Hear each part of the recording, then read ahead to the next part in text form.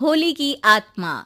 बचपन से शहर में रहने वाला मनोज इस साल होली की छुट्टियों में अपने गांव दुर्गापुर वापस आता है, जहां उसे देख पूरा गांव खुशी से झूम उठता है। जब गया था तब इतना सा था और अब देखो कितना बड़ा हो गया है। हाँ सरपंच जी, जब मैं गया था तब आप भी बहुत जवान थे और अब देखो कितने बूढ़े हो गए हैं आप। चलो चलो बढ़िया है। बच्चा घर वापस आ गया। इसी खुशी में आज रात पार्टी होगी। क्या बात है, गांव में भी पार्टियां होने लगी। वैसे अगर पार्टी की बात है तो आज क्यों सीधा होली पार्टी करते हैं। होली पार्टी की बात सुन चहल पहल में अचानक सन्नाटा छा जाता है, जिसे देख मनोज को कुछ अजीब लगता है, लेकिन तभी सरपंच बात पलट देता है। अब बहुत देर हो गई, चलो सब अपने घर चलो, पार्टी के बारे में कल सोचेंगे। मनोज भी मम्मी पापा के साथ घर आ जाता है, पर होली पार्टी और उस पर पूरे गांव की खामोशी वाली बात अभी तक उसके जहन से निकलती नहीं। पापा, होली पार्टी की बात पर सब चुप क्यों हो गए थे। अरे होगी उनकी कोई अपनी बात। मुझे गांव की पंचायत ही थोड़ी पता है। थक गया हूँ, चलो सो जाते हैं, कल बात करते हैं। पापा की बात मानते हुए मनोज भी सोने चला जाता है। आज तो छुपा लिया, लेकिन हफ्ते बाद जब होली का दिन आएगा तब इसे कैसे रोकोगे।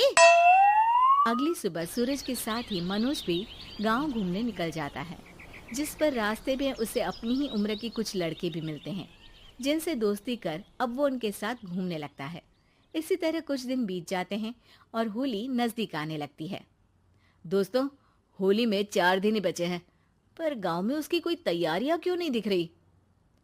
क्योंकि यहाँ होली नहीं मनाई जाती। अरे पर ऐसा क्यों। वो राजा भूषण। अरे तुम 4 दिन के लिए आए हो, क्या इतना सोच रहे हो। चलो कुछ खाने चलते हैं। इसी के साथ एक बार फिर होली की बात को टलते हुए देख मनोज को शक होने लगता है।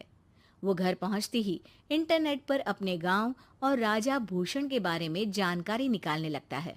क्या? मुझे आज तक ये नहीं पता था। ऐसा कैसे? किसी ने मुझे कुछ बताया क्यों नहीं?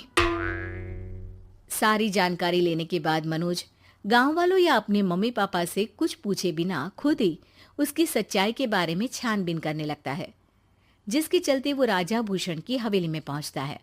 वाह, क्या हवेली है यार। पर क्या यहाँ सच में कोई भूत है? हेलो भूत जी, कोई है क्या? हम इस साल गांव में होली सेलिब्रेट कर रहे हैं, क्या आप उस पर थोड़ा इंटरव्यू देंगे? मनोज के ऐसा बोलते ही गांव में तूफान उठ जाता है और हवेली में रखी सारी चीजें हिलने लगती है। एक अदृश्य शक्ति मनोज को धक्का देकर हवेली से बाहर निकाल दरवाजा बंद कर लेती है। ये सब देख मनोज हैरान रह जाता है। क्या अभी मुझे हवा ने धक्का देकर बाहर निकाल दिया? मेरे होते हुए इस गांव में कभी होली नहीं मन सकती, इसलिए दोबारा ऐसी कोशिश भी मत करना, अंजाम बुरा होगा। आवाज सुन मनोज हैरानी से इधर उधर देखने लगता है, पर उसे कोई दिखाई नहीं देता। वो गांव वापस आ जाता है, जहां तूफान की वजह से सब कुछ तहस महस हो चुका होता है। आखिर ये तूफान आया कैसे?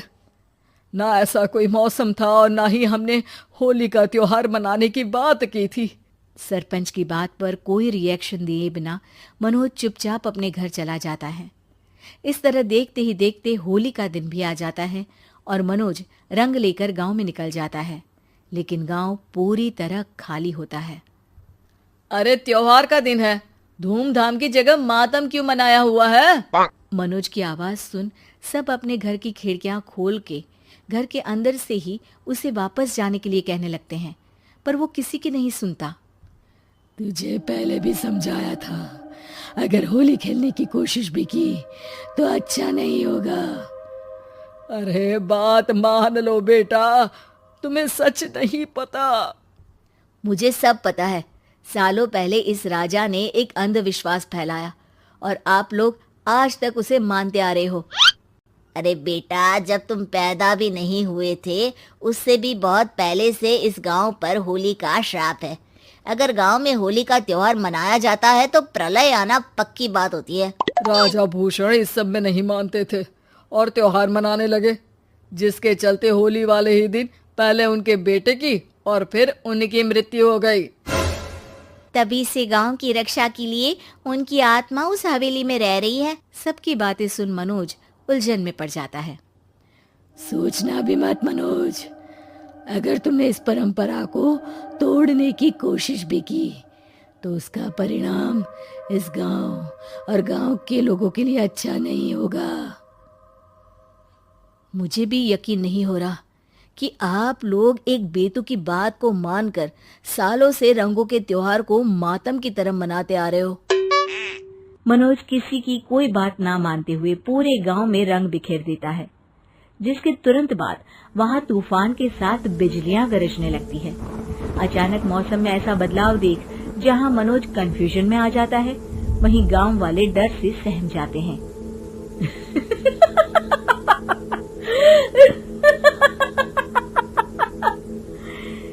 इस लड़के ने हमारे जैसे सिर्फ अपने स्वार्थ के लिए नहीं बल्कि पूरे गांव की खुशियों के लिए यहाँ होली मनाई है, जिस वजह से अब इस गांव पर होली का श्राप टूटता है।